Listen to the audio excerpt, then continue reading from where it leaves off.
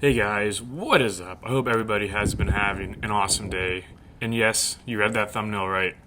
This golf course, TPC Colorado, has a 773-yard golf hole. Now, what's really cool about this hole, it is the longest professional golf hole in the world. So, TPC Colorado hosts the Ascendant Championship on the Korn Ferry Tour every year. So, it's quite interesting to see how those pros tackle this hole. And if I'm not mistaken, I believe this is this might be the only hole in PGA Tour sanctioned professional golf where it plays to a higher than 5 average.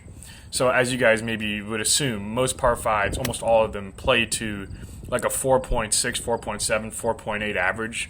But hole 13 typically plays to about a 5.05 to 5.1 average, and I believe that is the only golf hole in professional golf on the PGA Tour or PGA Tour sanctioned tours that plays to a higher than 5.0 stroke average. So suffice to say, it's an absolute beast, and you guys are really going to want to stick around for that hole. And I mean, frankly, this course is just a beast in general. I mean, it's just a fraction under 8,000 yards long, and it is tough. So I knew I had my work cut out for me here. And the greens are rolling pretty quick too, so it was definitely something where I had to really be sharp all day.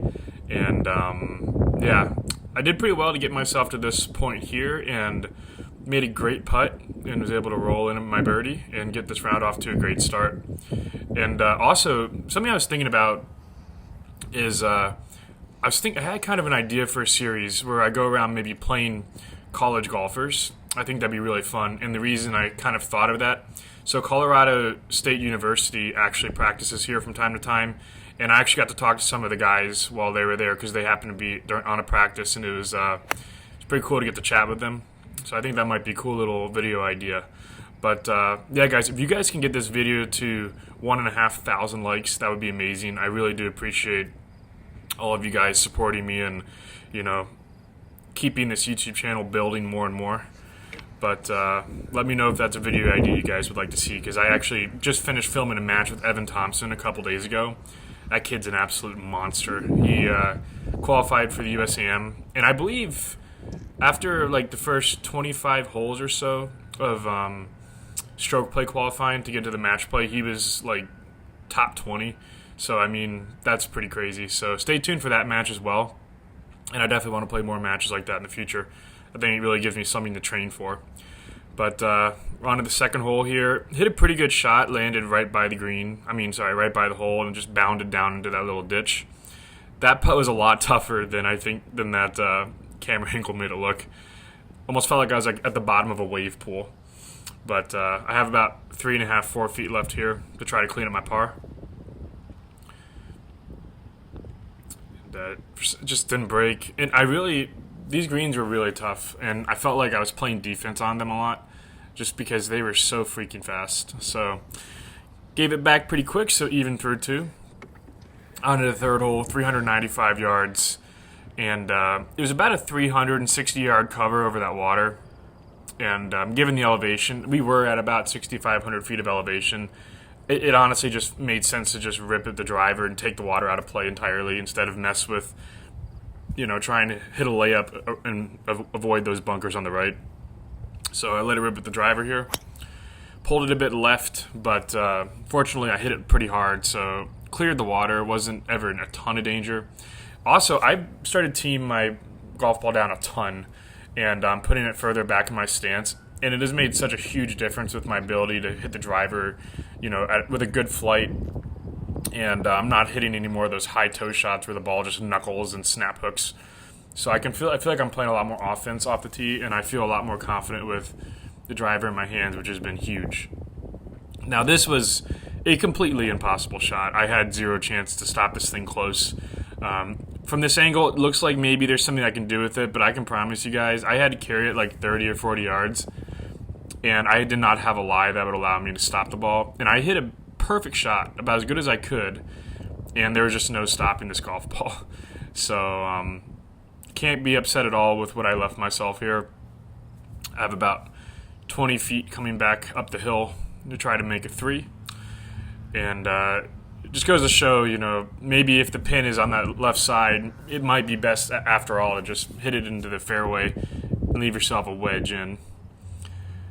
So, not the best read here. That is something I've been struggling with, is reading the greens properly.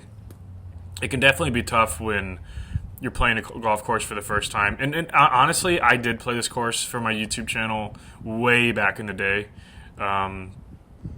But obviously, it's changed a little bit since then. And also, before I get too far in this video, I do want you guys to know I only did get to 13 holes. I apologize for that. It was just the way this course is so popular and so slammed that while I was in town, my only option was to try to tee off around 4 o'clock and just try to get as much golf in as possible, and try my best to get to. I just wanted to get to hole 13 so you guys could see hole 13. So this video will end on the 13th hole, but frankly, I don't know how you can top that. So I definitely obviously felt it was still worth showing you guys. So hopefully you guys agree. But flared my tee shot to the right, and luckily I got a decent lie where I can get a little bit of club on it. So, obviously you can't really control how this ball is going to come out, but I did want to play for a flyer, and I caught it here. I mean, this thing came out like an absolute rocket, and probably one of my best shots all around by a long shot. Ended up throwing it onto the back part of the green here, right on top of the hole. I thought it was actually a lot closer when when the ball landed from where I was, but can't really complain too much about where I put after where I was in my second shot. So just nice to have a birdie, quite frankly. Just nice to have a birdie putt. We will see if I can make the birdie.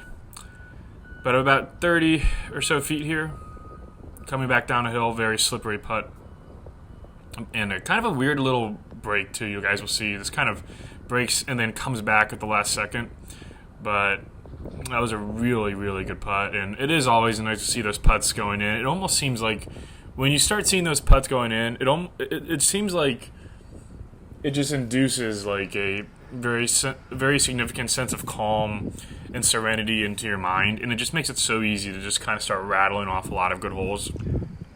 I have a theory that when golfers get into the zone, it's almost always like presupposed by you make a couple of those 20 to 30 footers, and then you just kind of lock in and you're off to the races. So really great tee shot here.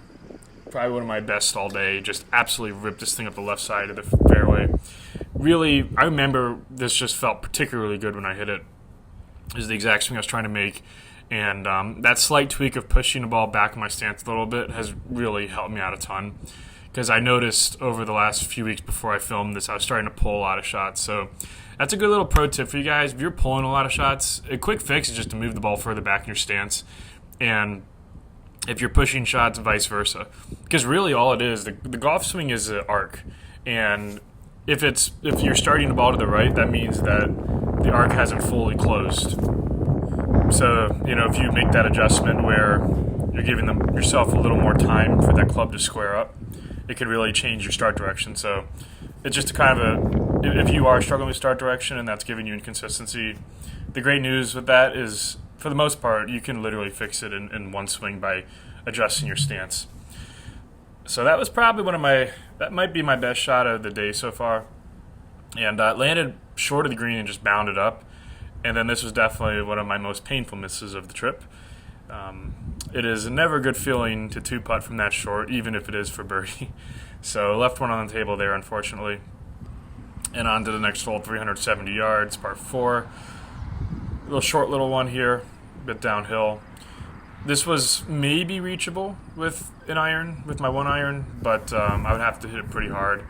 And I didn't exactly have a ton of helping wind. It was fairly calm on this day.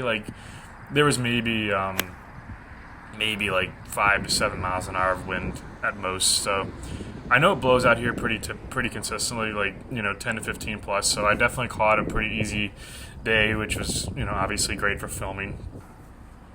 And I know this looks like the green, but TPC Colorado had this really weird feature where they would have the fairway, and then they would have this extremely tight first cut, and then you can see the difference on the when I actually get to the green.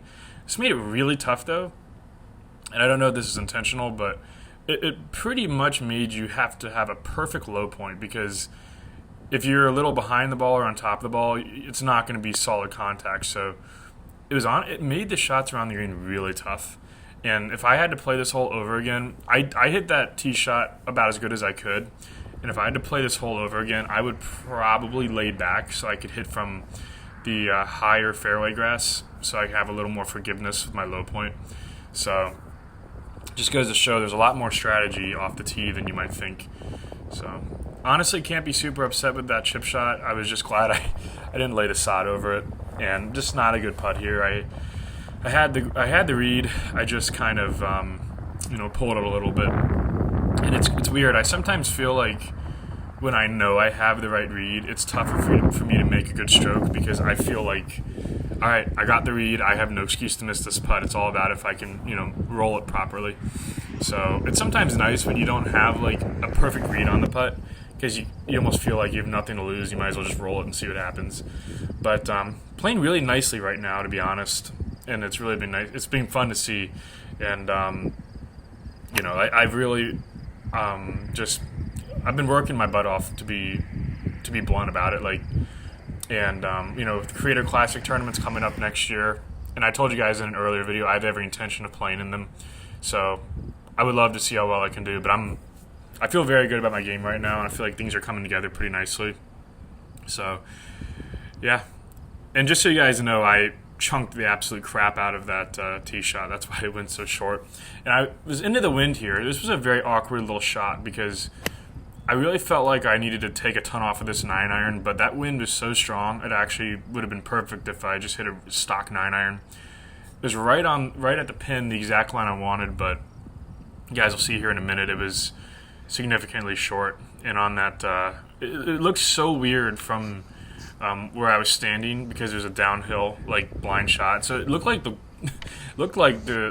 ball was like a couple feet from the hole, but I was in for an unfortunate surprise when I got up there. So the one good thing about that first cut being so low is it pretty much behaves like the green. So I was able to kind of just treat this like a 70-80 footer, and obviously just trying to get this within maybe 6 or 7 feet would be tremendous. And I really can't complain about that putt there at all. That was a very, very slippery putt that could have gotten away from me pretty easily. So I really can't complain about that.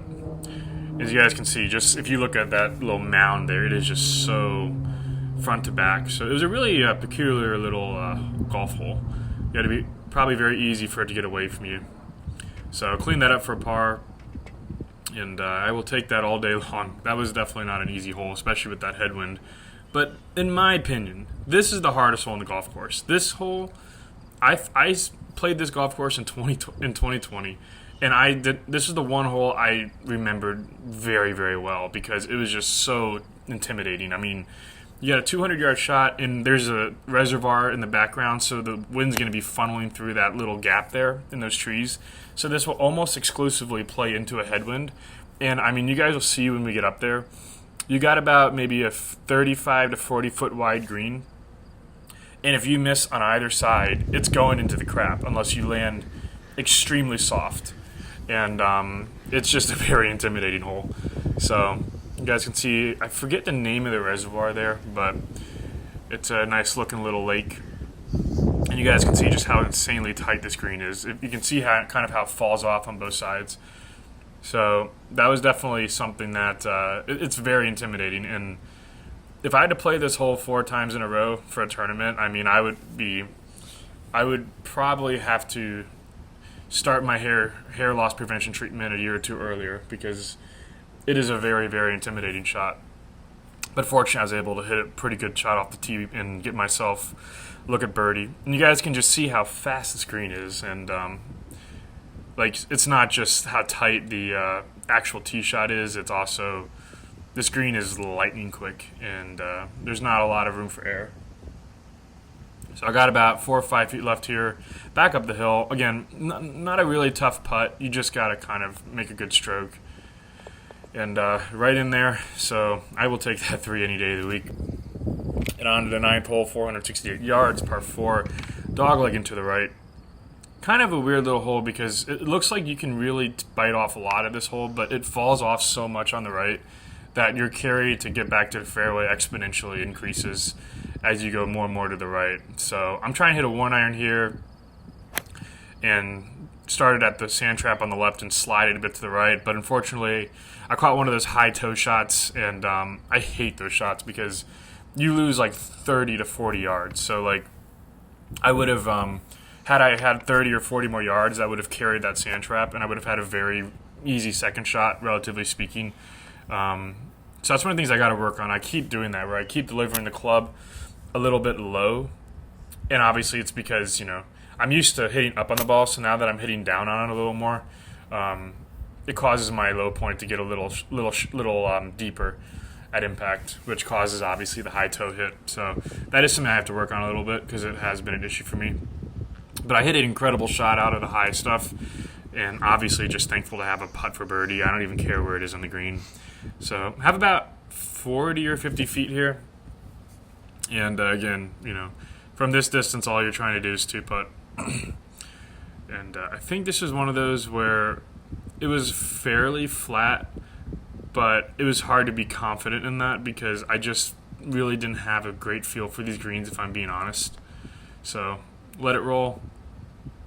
And a little bit short here, little bit timid, but still got about 3 or 4 feet left.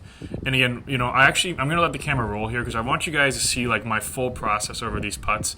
Because, the way I've seen it, for me at least, in my experience, the quicker I can get these putts to come off the face, the quicker I can roll them, the more I tend to make. So when I kind of spend any more than like maybe 5 seconds over the ball once I'm lined up, it definitely, I feel like, increases my chances of missing the putt. So I really just try to be quick about it. Just enough time to get my line, get comfortable, and all that good stuff, and then just let it go. So now we're on to hole 10, 298 yards. Now they are doing renovation on one of the tee boxes, so I was playing up quite a bit on this hole. This is probably from the member tees. So I think this hole can actually stretch out to about 430 yards all the way from the tips, but obviously, that's not an option on this given day. So I hit a 2-iron, pulled it a little bit left, but that is certainly the miss on this hole. As you guys can see, the lake to the right. Ended up just kind of going into that bailout fairway to the left of the green.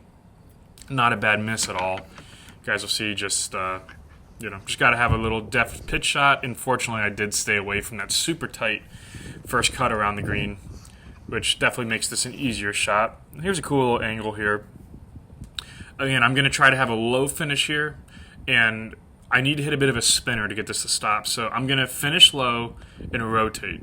And what that'll do, it'll lance off and then have a little bit of bite, and that's how you hit the spinner. A fraction open on the blade, and then just low and then low and rotate. That's the key there. So I have about a 4-footer coming back down the hill for birdie, and this is going to be really quick. So definitely not an easy putt.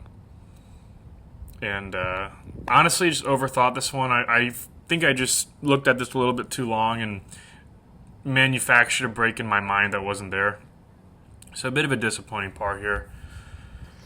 On to the 11th hole, 496 yards, uphill a little bit, so definitely a hole you need to let it rip. I think this was playing a little bit into a headwind as well, and you'll actually this ball barely. I almost missed this shot entirely. I hit this probably maybe just on the bottom left heel of my driver. It's probably one of my worst strikes all week, and got caught up in the rough, and I had a long way left for my second shot. Fortunately, obviously, it was still in play, and with it being the elevation it is, and the fact this is a jumper, I actually still hit gap wedge, but probably should have hit a little more. I hit this right at the pin, but I think I just overestimated how far I would hit the shot, and honestly, I think I just have a little bit of PTSD from hitting shots 30 or 40 yards over the green where I thought I had the right club from the rough. So I've always found it's better to be really short than go crazy long for the most part. And in this case, it definitely was, because I have a fairly simple chip shot back up the hill, and I have a lot of options here. And obviously, if I went long, I would have had a very limited toolbox at my disposal. So just hitting a little bit of a bump and run with the sand wedge. Didn't quite run it up the way I wanted to, but I did leave it in a spot where I would have a relatively straightforward 7 or 8 footer. So up the hill, and I found obviously that, especially at this course, when I had uphill putts, it increased my odds of making it significantly. So again, just gonna make a confident stroke here, and yeah, really good putt. So not upset at all with a par after my tee shot. On hole 12, and we are getting close, guys. We are getting very close to the 773-yard hole. So a bit of a short par 4 here, 438 yards. And it's crazy that I say that, but I mean, relatively speaking, given the other holes on this golf course, this is a pretty short hole. I hit an awesome 1-iron here, absolutely piered it. You guys can see the difference in distance between like hitting it on the high toe and hitting it in the center of the face. This bled out a little bit to the right, but it did just barely carry over that bunker, which is like a 325 carry. Definitely not what I was trying to do, but it worked out pretty well. And only have about 65 yards left here, which did spell some small issues because it was a little bit of a tailwind here. And hitting uphill means your landing angle is going to be shallower, so it's going to be a lot tougher to hold the green.